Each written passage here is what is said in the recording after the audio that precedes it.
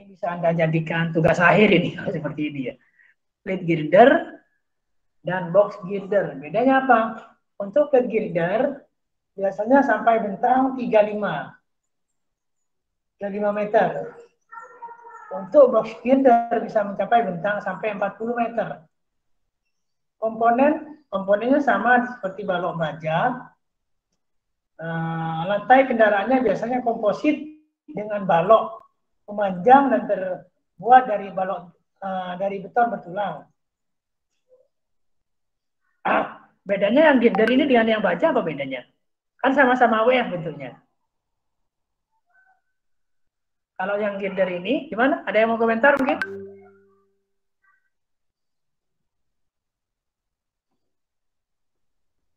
Ada yang box girder, ada yang plate girder.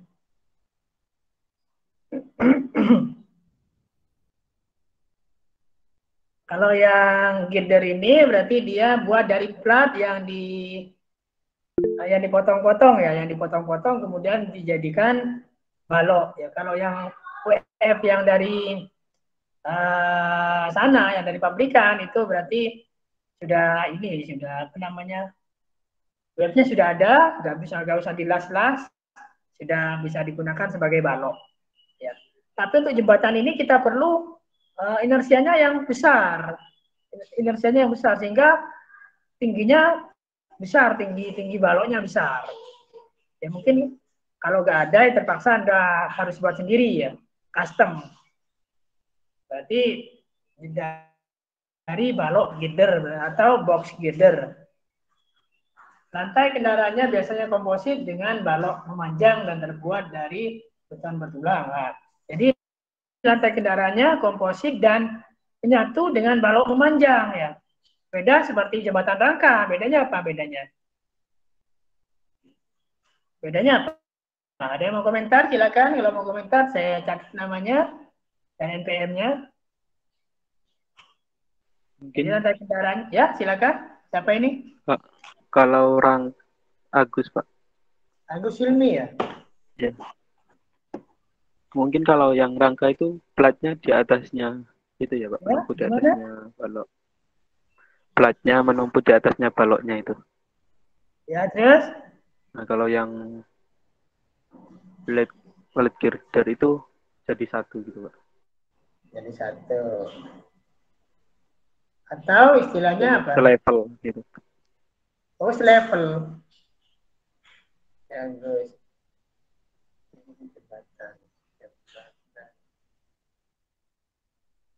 Gus Hilmi ya. NPM? 59. NPM berapa Mas Agus ini? 59, Pak. Oh, 1959 ya. Jadi Mas Agus gimana yang kalau yang jembatan girder dia? Kalau yang girder itu Girder gimana Mas Agus? Kalau yang girder itu menyatu dengan baloknya itu. Ya. Kalau yang rangka itu di atasnya ya? Menumpuk di atas baloknya itu, Pak, melintang. Ada lagi yang mau komentar mungkin? Maksud saya gini ya, kalau yang bedanya kalau di sini yang komposit kan balok memanjangnya. Kalau pada jembatan rangka yang komposit adalah melintangnya. Kenapa yang komposit kok melintangnya? Karena shear connector itu berada di melintangnya, mungkin, Pak. Ada di melintangnya. Kenapa? Iya. Masih bagaimana, Pak? Kenapa kok ada di melintangnya shear connectornya kalau pada jembatan rangka? Kenapa? Sudah tahu, Pak. Karena yang menghubungkan kerangkanya itu yang melintangnya itu, Pak. Ya, ini bahasa apa namanya ini? Vanisia. Vanisia NPM 28.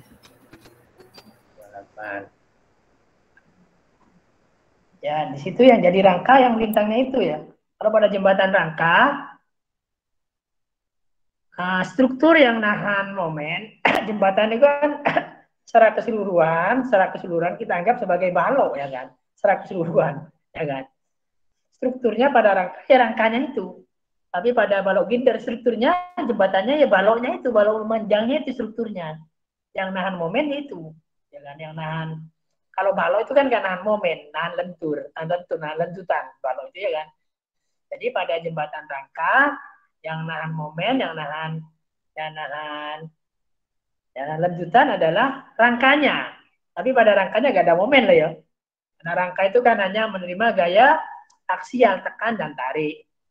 Tapi secara konsepnya, secara keseluruhan, kalau digabungkan jadi satu rangka, maka yang nahan momen adalah rangkanya ini. Termasuk di situ balok melintang menjadi satu kesatuan dengan rangka ya kan, bagian dari rangka. Strukturnya balok melintang ini yang kalau di sini struktur utamanya adalah yang balok memanjang ini. Kalau ada balok yang melintang di sini hanya untuk megangnya, jangan di sini. Jadi kalau ada balok melintang di sini yang megangi memang di sini, yang di girder ini. Bedanya seperti itu ya. Lantai, saya lanjutkan ya. Lantai kendaraan bisa di atas, di tengah, atau di bawah. Balok memanjang terbuat dari susunan plat baja. Balok memanjang terbuat dari susunan plat baja. Plat baja kita potong-potong, kemudian kita baut atau kita las, maka terbentuk jadi WF atau terbentuk jadi girder. Biasanya seperti WF biasanya ya. Tidak memerlukan ikatan rem. Tidak memerlukan ikatan rem karena dia sudah jadi satu kesatuan. Tidak komposit. Hanya ada ikatan angin bawah. Untuk lantai kendaraan berada di atas perlu dipasang ikatan angin silang. Dan untuk lantai kendaraan berada di bawah perlu pengaku vertikal. Oke, next.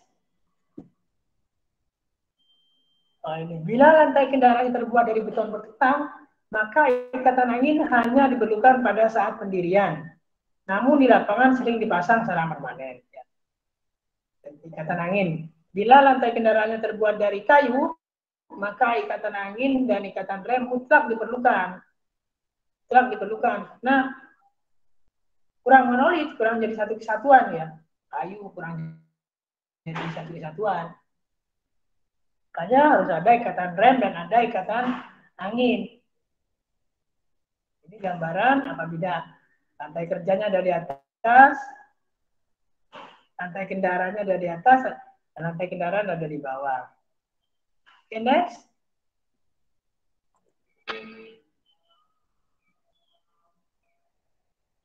Ini contoh dari plate girder. Plat yang Anda potong-potong, kemudian Anda jadikan WF. Seperti ini ya. Next. Nah, ini contoh dari box girder. Namanya box berarti bentuknya seperti box, seperti kotak ya. Plat yang Anda potong-potong sehingga dia berbentuk seperti kotak seperti ini ya.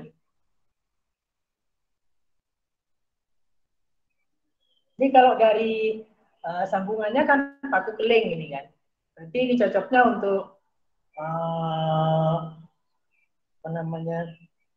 jembatan kereta api berarti, karena dia tidak berotasi. Kalau baut dia bisa gitar, akhirnya longgar dan lepas. Kalau paku keling ini tidak. Oke. Jembatan ke girder. Oke. Yang tadi yang sebelumnya, slide yang sebelumnya. Nah ini. Jembatan ke girder biasanya digunakan untuk jembatan kereta api ya. Biasanya dibuat untuk jembatan kereta api. Untuk jembatan kereta api biasanya dibuat jembatan ganda yang dihubungkan dengan ikatan tubuh. Nah, biasanya ganda, minimal ganda, jangan satu, kurang stabil kalau satu ya. Satu kurang stabil, dibuat ganda. Gampang terjadi guling dan sebagainya. Supaya dia stabil, minimal dibuat 2 minimal. Kalau 3 ya boleh. Ya. Jadi seperti ini. Gambar dari atas seperti ini. Potongannya seperti ini potongannya. Ada rel kereta. Kalau bintang ikatan tumbuk. balok memanjang. Oke, next.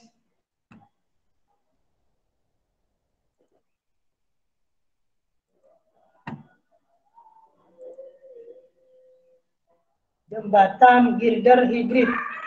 Girder hybrid. Girder hibrid tersusun dari plat yang dihubungkan dengan las, di mana mutu sayap flank lebih tinggi daripada mutu badannya. Nah, sayapnya lebih tinggi ininya, apa namanya, mutunya daripada badannya.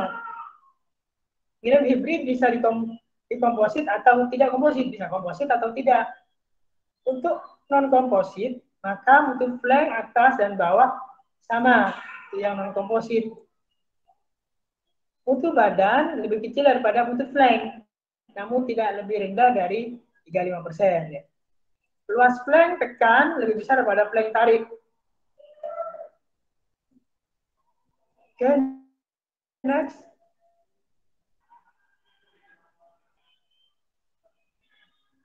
Next, nah ini yang untuk komposit. Mutu flank atas lebih kecil daripada mutu flank bawah, namun tidak lebih dari 35%. Mutu flank yang bawah. Mutu badan lebih kecil daripada mutu flank atas, namun tidak lebih rendah dari 35% dari flank atas. Luas flank dan tekan dan flank tarik lebih besar, flank tarik lebih besar. Jadi kalau digambar seperti ini digambar ya. Ini yang non komposit, nah satunya yang komposit. Yang apa namanya, warna kuning mutunya lebih besar daripada yang warna ungu atau pink ini.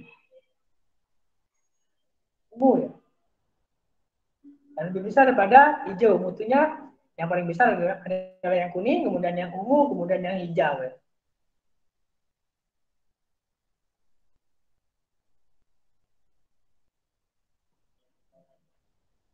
Oke, next.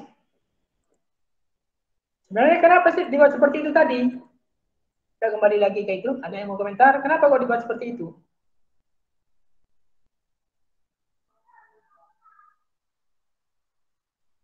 Ya, kenapa kok dibuat seperti itu? Mutunya beda-beda.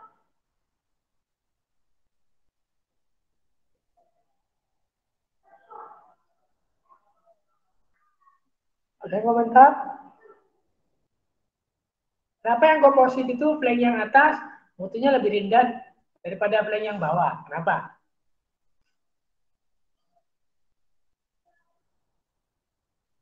Halo? Saya mau komentar? Karena yang atas sudah jadi satu kesatuan dengan plat beton. Karena dia kuat ya kan. Dan flanknya kok lebih, badannya kok lebih rendah. Karena badan itu kan elemen yang dua badan itu kan kalau di atas dia dikekang, di bawah dikekang. Kalau flank itu kan dikekang satu-satunya kan bebas. Flank itu kan dikekang satu-satunya bebas. Jadi harus berkuat di flank. Flanknya harus diperkuat. Kalau di badan karena sama-sama dijepit, atas dijepit, bawah dijepit, lebih stabil badan. Next, jembatan ortotropik.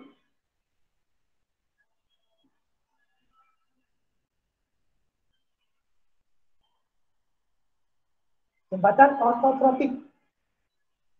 Ortogonal anisotropik. Jembatan ortotropik adalah jembatan yang lantai kendaraannya menjadi satu kesatuan dengan rusuk memanjang dan rusuk melintang. Kekakuan rusuk memanjang dan rusuk melintang tidak sama atau anisotropik. Kalau sama, isotropik kalau sama ya. Jadi tidak sama berarti anisotropik. Rusuk memanjang biasanya tegak lurus dan rusuk melintang. Ortogonal, saling tegak lurus. Sisi atas lantai kendaraan perlu diberi lapisan aus dan lapisan anti karat. Rusuk memanjang bisa berupa rusuk terbuka atau rusuk tertutup. Oke, next, seperti ini gambarnya. Next. Lihat gambarnya di bawahnya. Itu ya gambarnya ya. Lantai ortotropik. Ortotropik berarti saling ortogonal, saling tegak lurus. Anisotropik berarti ini nggak sama, apa namanya? Anisotropik tadi apa? Anisotropik tidak sama. Mana tadi? Nah, ini ya.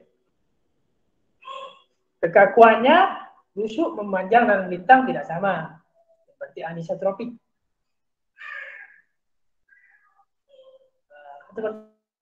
Seperti ini gambarnya. Rusuk-rusuknya yang rusuk melintang, yang yang ini ya, yang arah memanjang. Kalau yang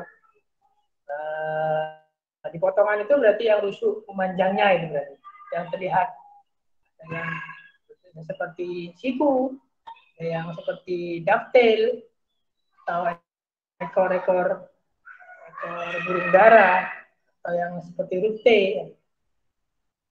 seperti huruf U, seperti kotak, seperti huruf Y, itu rusuknya ya.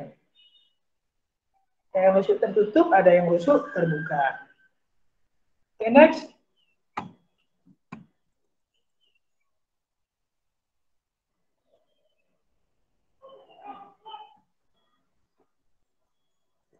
Nah, yang keenam adalah jembatan balok beton bertulang. Nah, ini balok beton, dari beton. Pemikul utamanya adalah balok beton bertulang. Jadi di sini nggak ada rangkanya kan, langsung balok beton. Pemikul utamanya bisa dicari tempat, case in situ, dengan menggunakan bekisting dan perancah atau dan sistem pracetak. Plat rantai kendaraan komposit dengan balok memanjang. Plat rantai kendaraan komposit dengan balok memanjang. Ya. Berarti sama dengan balok girder tadi, atau balok box girder, plate girder dan plate girder dan box girder sama. Berarti yang memanjang ini yang utama, komponen yang utama atau struktur yang utama yang balok memanjang ini. Beda dengan jembatan rangka, yang utama di situ adalah jembatan rangka melintangnya yang lebih besar daripada balok memanjangnya kalau pada jembatan rangka. Plat lantai bisa dibuat dengan sistem cast in situ atau sistem pracetak sebagian. Balok melintang sebagai pembagi beban. Yang melintang hanya sebagai pembagi beban supaya plat lantai kendaraannya nggak terlalu tebal, nggak terlalu boros di plat lantai kendaraan. Tidak memerlukan ikatan angin dan rem. Karena sudah berat ya kan, sudah berat. Bangunan bawah terdiri dari kepala jembatan dan pilar, head dan pier head. Okay, next.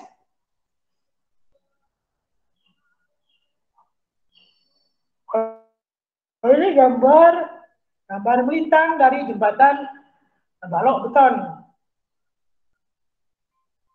Ini yang merah-merah itu adalah baloknya ya kan.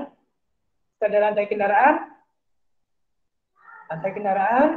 ada kangstin di kanan kiri, trotoar, yang atas itu yang kesin situ, yang di bawah itu yang cor sebagian itu ya. Kan ada gambar yang warnanya oranye itu ya, platnya warna oranye itu. Berarti yang sudah precast itu, precast yang oranye itu. Tinggal ngecor yang putih di atasnya berarti. Yang precast sebagian ya, yang bawahnya. Pracetak sebagian. Okay, next.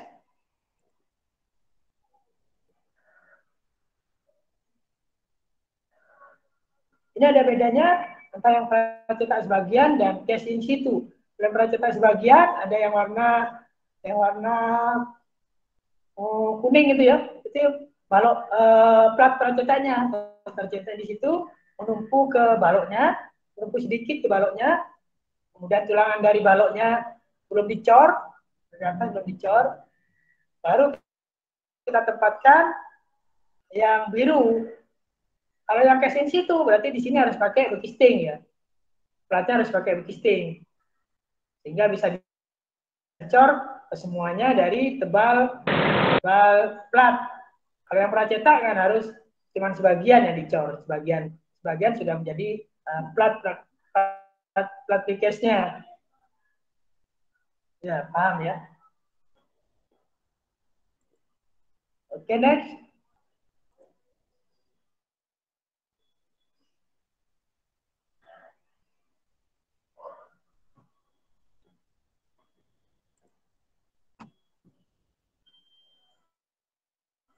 Next. Ini sekarang nih, gambar ini ya. Oh, sebelum pratekan dulu. Penjelasan pratekan. Jembatan, balok, beton, pratekan. Nah, kalau pratekan bisa sampai 40 meter. Dari tumpuan ke tumpuan itu ya, dari tumpuan ke tumpuan. Jadi pemikul utamanya berupa balok, beton, pratekan yang dipasang dengan jarak 1 meter sampai 2 meter. Pemikul utama dibuat secara pracetak segmental atau utuh sepanjang bentang. Kalau utuh bawahnya juga kesulitan ini ya. Jadi cari tempat ya. Kalau utuh cari tempat, kalau bawa keseluruhan panjang 40 meter ya kesulitan ya.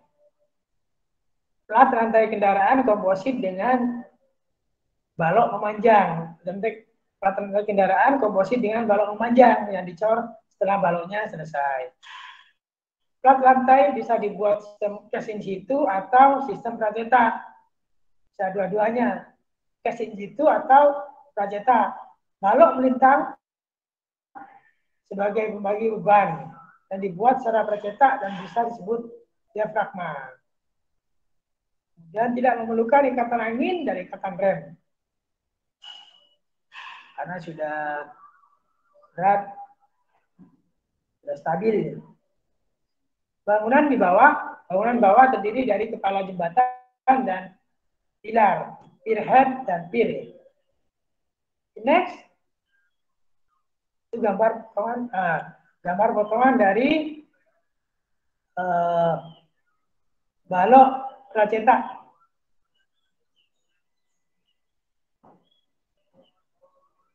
Kalau yang dekat tumpuan, dari ketumpuan A, maka potongannya seperti itu potongannya. Kotak ya, potongannya kotak. Kalau yang jauh dari tumpuan, misalkan dekat dengan momen lapangan, maka tumpuannya menjadi seperti itu, e-girder. Jadi e-girder ya. Yang merah itu tendonnya ya, yang merah. Yang merah, bener-bener merah itu tendonnya.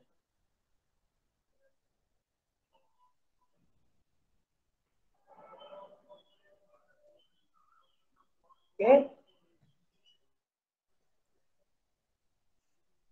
Next. Pemilihan lokasi jembatan. Pemilihan lokasi jembatan. Ini ya. Jembatan ini lokasinya kita nggak bisa sembarangan. Nggak bisa sembarangan ya. Kalau kita sembarangan, kita bisa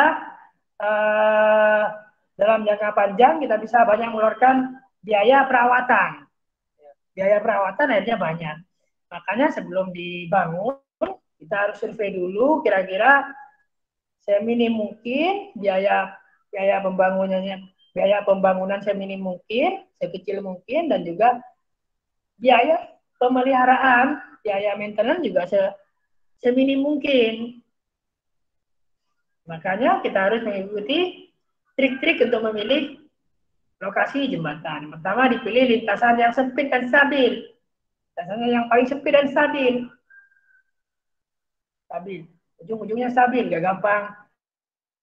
gampang longsor. Kalau jembatannya longsor, retakannya otomatis jembatan Anda gagal, otomatis sudah. Longsor ya. Jadi jembatannya fondasinya sangat kuat. Jadi tanahnya tuh yang longsor tapi strukturnya enggak. Strukturnya diam, berarti masih kuat berarti. Yang kedua, aliran air yang lurus. Nah, airnya di sungai lurus. Lurus. Kenapa dia cari yang nggak bengkok, nggak belok sedikit? Kenapa? Ada yang mau komentar? Silakan.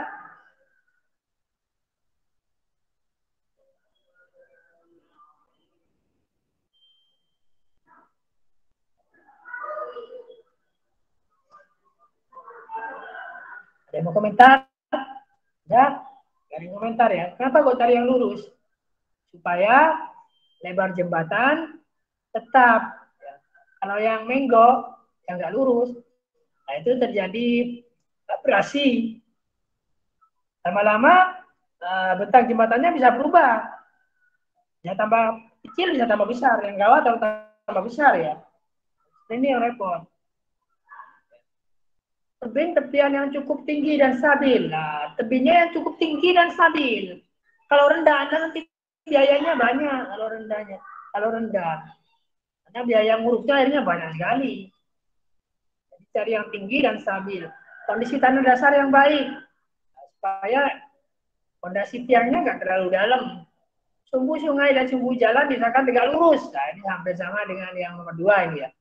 Sumbu sungai dan sumbu jalan yang tegak lurus. Sumbu sungai dan jalan harus tegak lurus. Supaya dia agak berubah panjangnya. Dan supaya didapat jarak minimal. Rintangan minimum pada waterway. Rintangannya cari yang paling minimum. Pilih lokasi yang tidak memerlukan perlindungan profil. Pilih lokasi yang tidak memerlukan perlindungan profil. Gak gampang neyeng profilnya. Misalkan sedikit mungkin pekerjaan di bawah air. Pekerjaan di bawah air misalkan nggak terlalu banyak. Dan 9 dipilih pivot yang cukup besar. 10 approach yang lurus dan kuat. Yang lurus dan kuat. Jauh dari anak sungai. Kemudian yang 12 dekat dengan jalur komunikasi. Karena kalau jadi kegagalan jembatan kan dia harus komunikasi dengan dinas yang terkait supaya segera dievakuasi dan segera diperbaiki.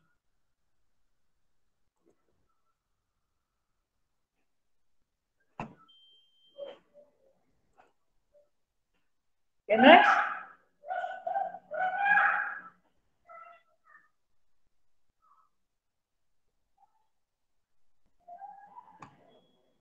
Next, mana tadi?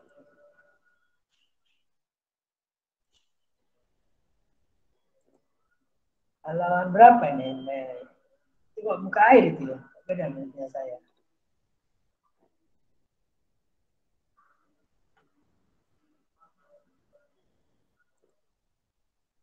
Oh sama ya, sama. Bentar. Penentuan elevasi tertinggi muka air melalui pengamatan di lapangan. Kedua, perhitungan debit maksimum sungai. Nah, muka air rencana ini kita di mana? Itu harus kita survei ya. Survei melalui pengamatan langsung di lapangan atau perhitungan debit maksimum sungai. Tentuan tinggi bebas, perletakan dan bangunan atas harus bebas dari air. Jarak tepi bagian bawah jembatan dengan muka air tertinggi harus memperhitungkan kemungkinan benda yang lewat. Nah, bisa jadi ada benda yang kintir. Biasanya ditentukan oleh perda. Dan yang ditentukan berdasarkan besarnya debit air meter kubik detik yang lewat.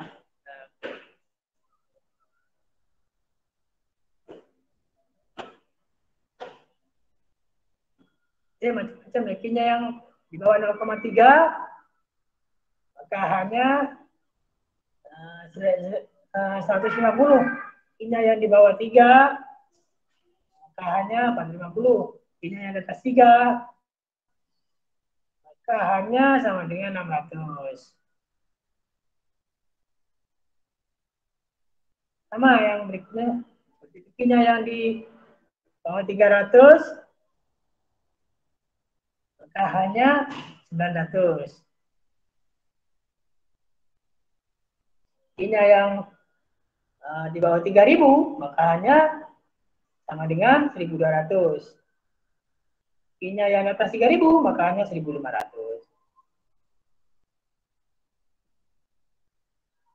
Nah, itu jarak aman dari muka air ke bangunan Anda yang paling bawah.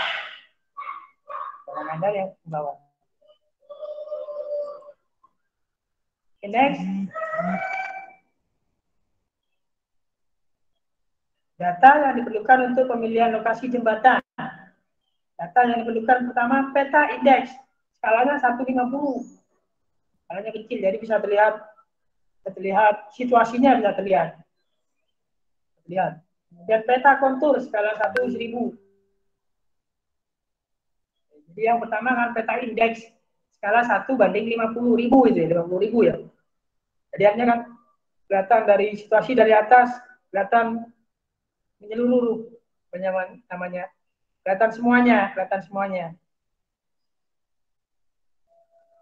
Kalau cuma sedikit kita nggak bisa mempelajari situasi seberang-seberangnya ya. Misalkan peta indeksnya 1/50.000, supaya Anda bisa memahami sungai ini. Oh, sungai ini di sini alirannya tetap ini, karena ini lurus terus. Oh, kalau dibuat jalan di sini, akhirnya bisa dibuat antara jalan dan sungai tegak lurus. Di sini bagus, nah, seperti itu Anda bisa pelajari ya. Side plan 1/1000 dan gambar potongan lintang dan lokasi jembatan. Untuk 1/1000 untuk horizontal dan 1/100 untuk vertikal. Gambar alternatif lokasi jembatan untuk gambar potongannya. Kemudian data hidrolik lokasi jembatan. Datanya gimana? Hidrolikanya gimana? Data geologi, kemudian data musim, dan skema pembebanan. Banyak yang perlu kita butuhkan untuk membuat lokasi di mana kita cocoknya membuat jembatan. Di mana kita tunjuk enggak ya? Jadi banyak yang jadikan pertimbangan. Oke? Mungkin ada yang mau ditanyakan? Halo? Ini sudah ada di sini. Halo? Silakan kalau mau ditanyakan.